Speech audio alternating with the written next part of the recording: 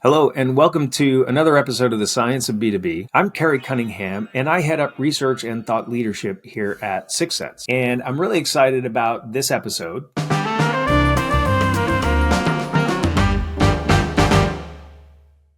We're going to be talking to you about bunnies and elephants. Lots of cool stuff in this episode. But before we do, I want to remind everybody that we have a ton of content on our website. It's called The Science of B2B. You can search for it that way, or you can go to sixthsense.com/research. We have a ton of content that my colleague, Sarah Bustani, and I have put together over the last couple of years of the research that we've been doing. So please do come check it out. We hope that you will. All right. So now we're going to talk about one of my favorite subjects. So I'm a big fan of evolutionary biology, as I know we all are, right? And in evolutionary biology, there's this theory called life history theory. And it's really about how do animals organize themselves to successfully procreate and perpetuate their species. And you can think of all of the strategies as existing on a continuum from a slow life strategy to a fast life strategy. And the elephant is a great depiction of a slow life. Rabbits are a great depiction of a fast life. So you can probably already imagine what a slow life animal is like. Now, an elephant lives 60 to 80 years.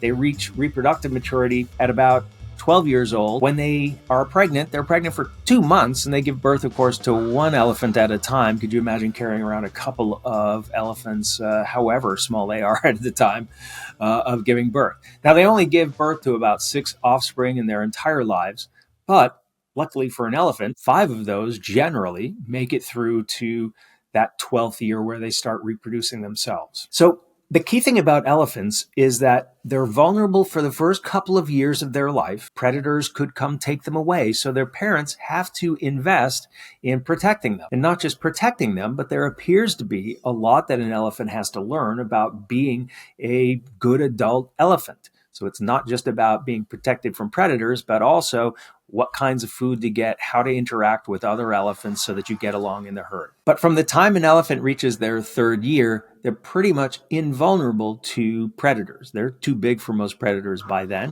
And from that point forward, for a female elephant, they don't reproduce for another 9 years, but what they are doing is developing physically so that they can support that, but also learning how to be an effective parent when they get to that time as well. So that's a slow life strategy. Bunnies, on the other hand, only 1 in 100 live past the age 1. I didn't know that until I started researching this. Pretty tragic. But they become reproductively capable at about 3 or 4 months.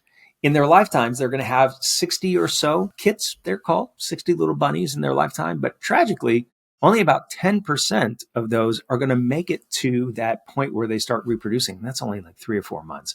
So that's really, really tough. If you're a rabbit, you have to reproduce early in life. You got to get after it quickly or it isn't going to happen. All right. So what's really critical is that these two animals, through these very, very different strategies, end up with roughly the same number of animals that end up reproducing themselves, living long enough to reproduce themselves, right? Very different strategies to get to the same goal. Now, what's really important to understand here is that all animals exist on a continuum from fast to slow. It's not just one or the other. Most animals, of course, are somewhere in between. Every insect in the world is to the right of the rabbit on the list here. And a lot of animals are pretty far to the left. What's really, really important is that the strategies that an animal deploys are internally consistent and they're matched to their ecosystem. So what do we mean by that? Well, an example would be, what happens if an elephant didn't protect their young? That elephant would not grow and become an elephant that reproduced, and elephants would go out of existence, would go extinct. Rabbits that didn't become sexually mature until they were in their 3rd year would never reproduce, and they would go out of existence as well. So it's really important that all of the pieces of an animal's life strategy fit together nicely. When we think about this, it's always tempting to think about where we fit in. Well, we're very slow life strategists, right? Our lives last as long as the elephants, and we become sexually or reproductively mature later than an elephant in most cases. Now it's becoming earlier and earlier all the time, but it used to be considerably later than it is today, and it's certainly later than an elephant is. But there's a lot of variation within human society. And what the researchers have found over time is that economic and emotional insecurity in childhood tends to lead people who experience that to adopt faster life strategies, to adopt riskier lifestyles, and to adopt lifestyles in which they become reproductively active at a younger age. And I think we all know what we're talking about there. Now, one of the fascinating things is this economic and emotional insecurity can follow you through life. So they've looked at people's investment strategies as adults, and people who have the risky investment strategies as adults are typically people who had more emotional and economic insecurity as children. So that's not 100%, but that's one of the trends. All right, so why am I telling you all of this stuff? Well, for companies, there's something that's very similar. And that is that we have to have the way that we think of attracting and engaging our potential customers. That has to be aligned to the potential opportunities. We've got to think about whether the strategy that we have for attracting and engaging customers, the way that we price, the way that we service those customers when we get them, all have to be aligned if we're going to be effective and continue to be able to be in business. So for example, slow life strategies in business are those that would sell large deals to a small number of customers. Now, you might like to do it to a large number of customers over time, but the idea is that you're getting a lot of your revenue concentrated in a rather small number of companies. Now, you expect to be able to have those customers for a long time, to grow those relationships and that revenue over a long period of time. It's important for these companies to select their companies and be every bit as selective about that as the customers are about selecting the vendors. Because if you invest an awful lot in acquiring a new customer, then it's important that that be a profitable customer for you over time. And so here, companies with slow lifestyles are not trying to minimize their cost of acquisition. They may not really care very much about the cost of acquisition of a new customer. What's really important is that they pick the right one that is going to be able to be a successful, profitable customer for them over time. And of course, that means that they're going to have the right kinds of strategies in place to service those customers. Now, if we look instead at a fast life strategy, it's really just the opposite. If you're a fast life strategy, then what you're going to want to do is look very carefully at cost of acquisition. So identifying high volumes of potential customers, high volumes of leads in B2B is a fast life strategy. You're not going to be very selective about which companies become customers. What you're trying to do is get as many customers as possible.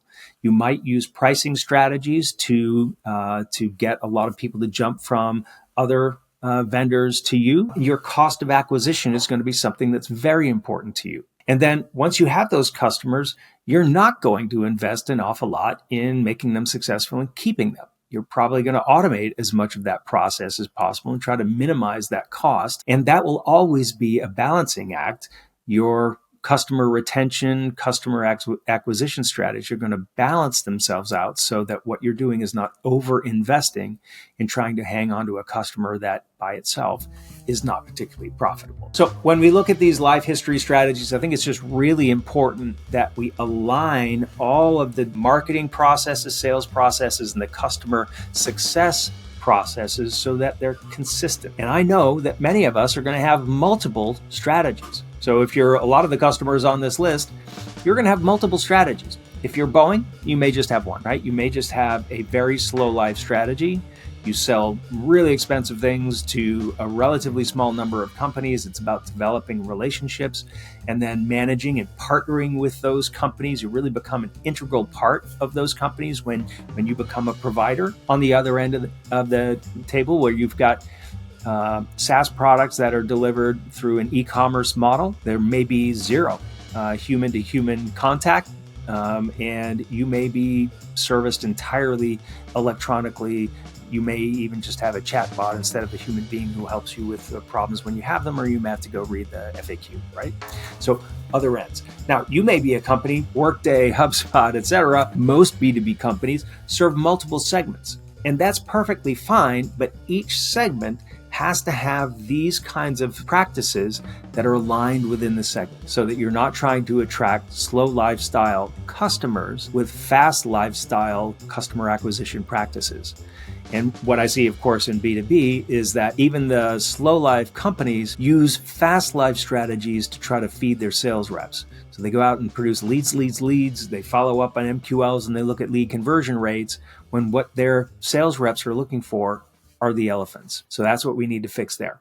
All right, we'll talk more about that later. In the meantime, on the website, you'll find a report about life history theory in B2B. And in that report will be all of the things you're looking at now. So what are the go-to-market strategies that are appropriate for slow, blended, and fast life organizations? Now, what you do in your company may vary a little bit, but this will give you some really good leading indicators for what you ought to be doing when you have segments, when you sell into each one of these kinds of segments. All right, so thanks everybody. I appreciate your time and attention today, and we'll see you on the next episode of The Science of B2B.